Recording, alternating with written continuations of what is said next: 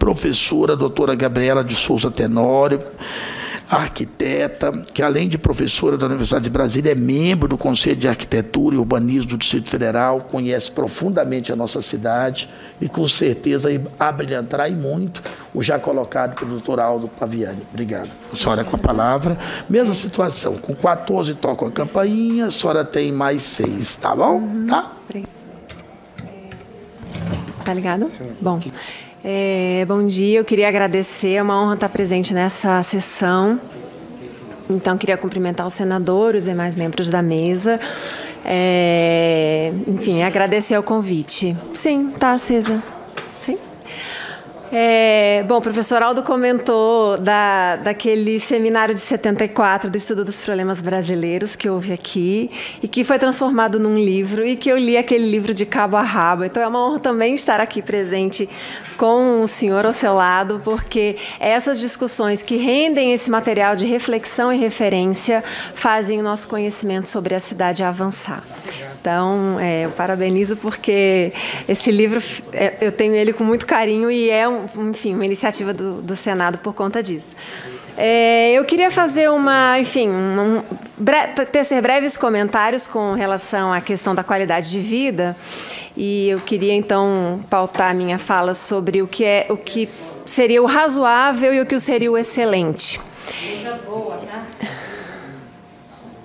E eu queria pegar um pouco daquilo que o professor Aldo também começou falando, que é essa questão do que é qualidade de vida, que é uma coisa difícil da gente definir. Ele disse que era uma coisa não linear, e é verdade. A gente, quando faz várias pesquisas, sistemáticas ou não, inquirindo as pessoas sobre o que é a qualidade de vida para elas, as respostas são as mais variadas. E depende de grupos sociais, depende de fase da vida, depende de cultura, de formação. Então, assim, eu conheço pessoas que qualidade de vida é morar muito distante do burburinho do centro da cidade, ainda que isso implique nas suas longas distâncias de deslocamento, mas lá na sua residência afastada, ela acredita, essa pessoa, que aquilo preenche ela na sua expectativa de qualidade de vida, um quintal, outras coisas dessa natureza. Outras pessoas preferem, eu conheci um senhor já com uma idade bastante avançada, disse, não, eu gosto de morar perto de uma farmácia.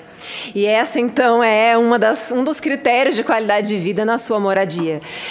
Há pessoas que realmente não toleram ficar perto de áreas comerciais, residir perto de áreas comerciais, mas uma amiga nossa no Rio de Janeiro, a gente a encontrou, a gente estava indo num barzinho, e no térreo do bar ela apareceu, a gente falou, fulana, você está aqui, onde é que você está morando? Ela, eu estou morando aqui em cima, feliz da vida que estava morando em cima do bar.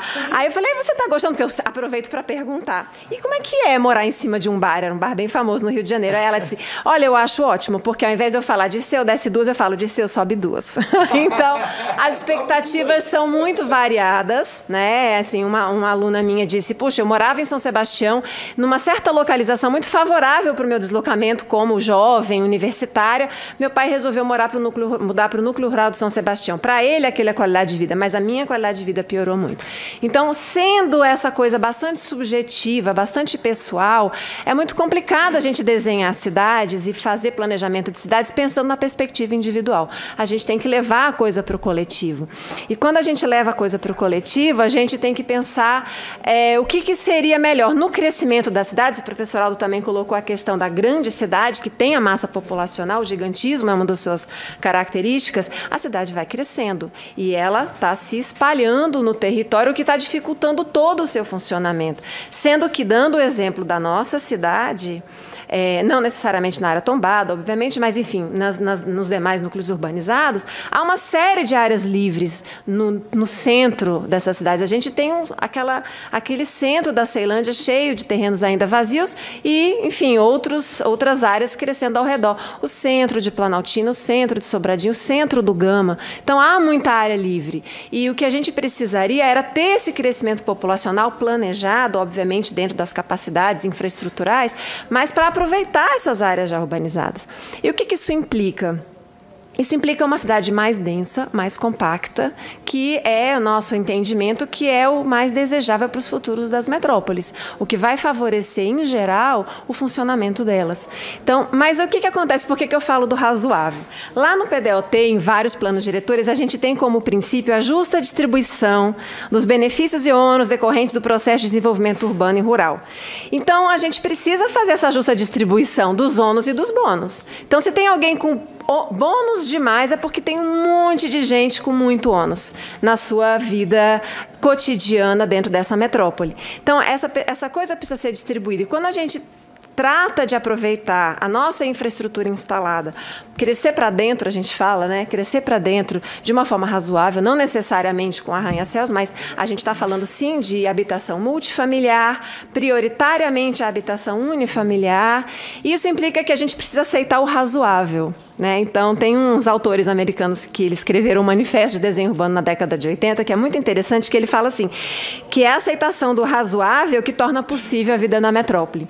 Então, assim, é impossível a gente virar todos os edifícios para melhor orientação solar, todos os apartamentos terem ventilação cruzada, todo mundo está ouvindo o canto dos passarinhos. Infelizmente, não é possível a gente ter todo mundo ficar longe do ruído, todo mundo ficar longe da fumaça. Isso é impossível. Então, a gente precisa viver, como eles falam, numa razoável, embora não excessiva, proteção e limpeza, que significa que a gente tem que ter adequada iluminação solar, ar limpo, árvores, vegetação, jardins, espaços abertos, desenhados sem um ruído ofensivo, mas ruído haverá, é cidade.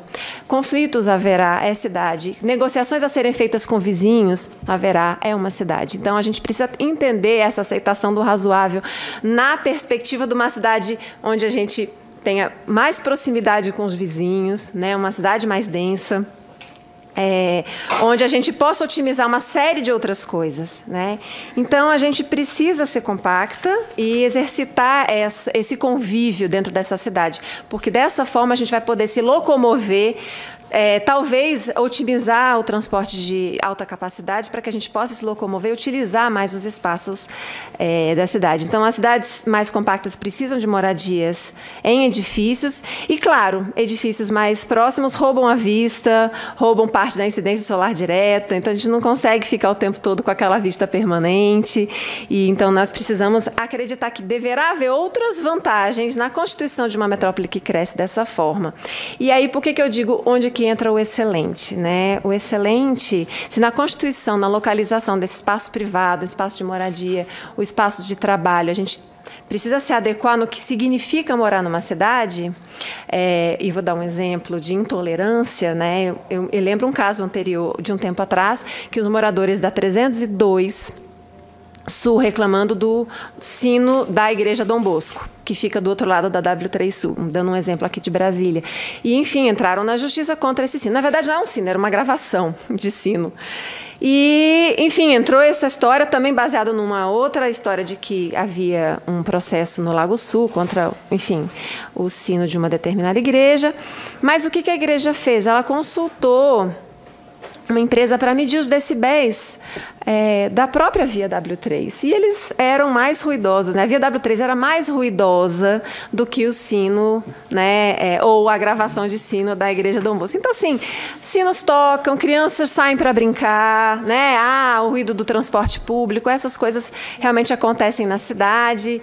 A gente caminha mais lento na calçada porque tem mais gente frequentando. Como é que a senhora falou, professora Gabriela, que o pessoal estava, o sino da Dom Bosco, o pessoal estava incomodado com ele, mas a medida dos decibéis comprova que o ruído da Avenida W3 é maior do que o sonido dos sinos da Dom Bosco, né? Era isso. E aí que não justificaria, então, proibir os sinos da Dom Bosco, que é uma tradição, é isso que a senhora quer dizer?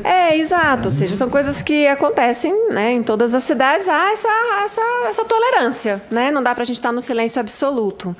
E aí, por que eu trago a ideia do excelente? Porque se no espaço privado a gente tem que, né, lidar com o que é possível dentro de uma cidade que se metropoliza, que se adensa, a gente tem, então, que contar com os espaços públicos do maior nível, da maior excelência. Então, eu acredito que o que Gabriela, sobre esse tema que a senhora toca, Por exemplo, eu falo porque eu trabalho muito com a cultura, com os artistas e coisa e tal. Tem tido uma intolerância muito grande com aquelas pessoas que vivem a vida tocando nos barzinhos, tocando nas questões que não são sons que perturbadores, tá certo?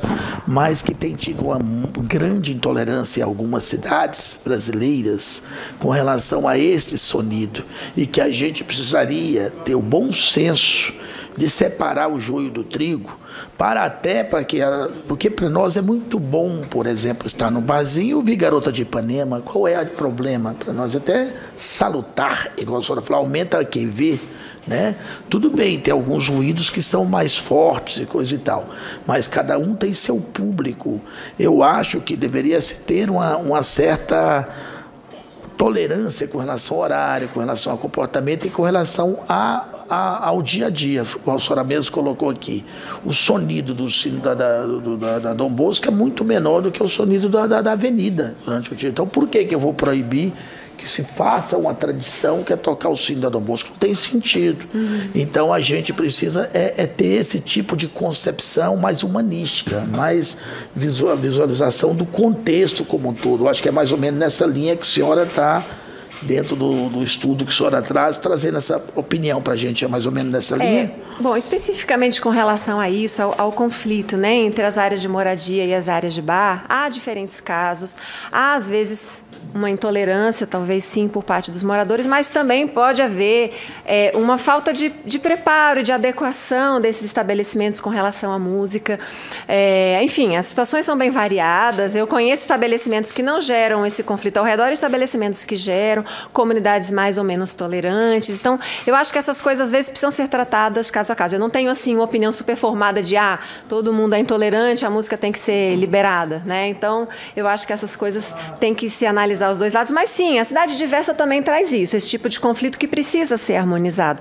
E ele acontece muito no espaço público. E aí é que eu acho que, na perspectiva da cidade mais densa e mais compacta, o espaço público tem que estar assim, tem que ser excelente. As ruas, as praças, os parques, eles têm que ser tratados e mantidos e criados assim, com um desenho da mais alta qualidade, porque é ele que vai ser o mais democrático possível, ou seja, todos tendo acesso às ruas em que eles se deslocam, todos tendo acesso a locais em que eles possam permanecer.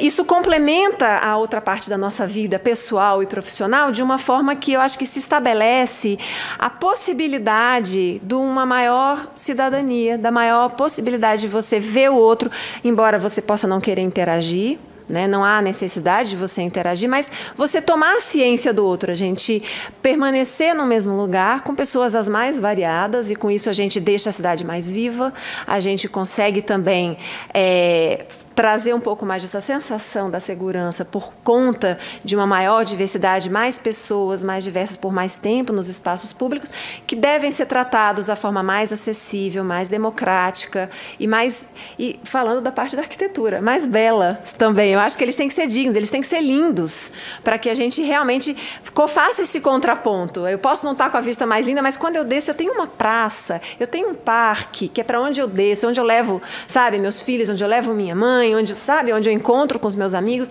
e que isso faz um complemento da nossa vida pessoal. Então, e que a gente percebe, doutora Gabriela, nas grandes metrópoles mundiais, por exemplo, quando você vai, por exemplo, igual eu tive em Sydney, na Austrália, que eles pegam as principais avenidas e hoje estão trabalhando, modernizando com essa concepção, aonde vai se aumentando, que a população antes era estreitinha, dava inundações e coisa e tal, que eles estão trabalhando todas a situação para dar essa concepção que a senhora coloca, transformando, harmonizando um pouco mais o trânsito e pega, por exemplo, em Viena, a avenida comercial, ou pega em Zurique, por exemplo, você vê tranquilamente o convívio do trem de superfície com a população e com a avenida, e com os veículos, onde as pessoas podem andar. Pega, por exemplo, Zagreb, na Croácia, a senhora vê que o trânsito flui com muita tranquilidade, convivendo harmonicamente com as pessoas. As pessoas respeitam e são respeitadas também pela situação. Então, a gente precisa ter esse conceito de modernidade para que as coisas funcionem, fazer uma integração melhor o uso mais racional, por exemplo, dessa quantidade de veículos enorme, igual o doutor Aldo coloca, porque, por exemplo, quando adota-se aquela cobrança para cada estacionamento em cidades, a pessoa vai para a rua com o carro, paga-se uma quantia significativa, as pessoas se educam que não tem que sair de casa de carro para qualquer coisa. Eu cheguei em Los Angeles, por exemplo, se eu for sair de carro para qualquer coisa em Los Angeles, eu vou gastar tanto dinheiro para poder cada estacionamento que eu fizer, que não vai valer a pena eu andar de carro nos Estados Unidos, por exemplo, ou em Londres, ou não sei aonde, que todos os lugares têm cobrança. Então é essa modernização que a gente precisa alinhar e só vamos consegui-la através de um transporte público eficiente, através de políticas públicas eficientes, através de governantes que sejam eleitos, que façam as coisas acontecer de forma correta, né? Por isso que é um momento ímpar para que as pessoas possam pensarem direitinho, fazer boas escolhas, olhar as propostas de todo mundo e principalmente o assunto que nós estamos falando aqui depende muito da eleição do prefeito. O prefeito daqui mais 2 anos vai ter eleição para prefeito, porque o prefeito é o político. A única cidade que é exceção é Brasília, que o governador é prefeito, a mesma coisa, se confunde, mas no Brasil inteiro, prefeitos tem que se concentrar um pouco mais nessas teses que a senhora aqui traz, né? Obrigado, viu? Obrigada. A senhora pode continuar, a senhora tem mais 5 minutos. Bom, então eu vou só finalizar. Enfim, o professor Aldo trouxe um dado muito interessante de que 41,42% das pessoas utilizam o automóvel nos seus deslocamentos cotidianos. E aí esses automóveis estão todos nos centros de negócios, de serviços, ocupando muitas vezes uma área de superfície que poderia estar sendo ocupado com outros usos, outros serviços, gratuitamente, pelo menos aqui na nossa cidade. Eu concordo plenamente com essa questão da gente poder onerar o proprietário do veículo, gratuitamente ocupando horas, um espaço que poderia ser ocupado por um outro edifício que trouxesse uma outra função importante para a cidade, ou que pudesse ser uma área em que a gente pudesse ter um espaço público excelente.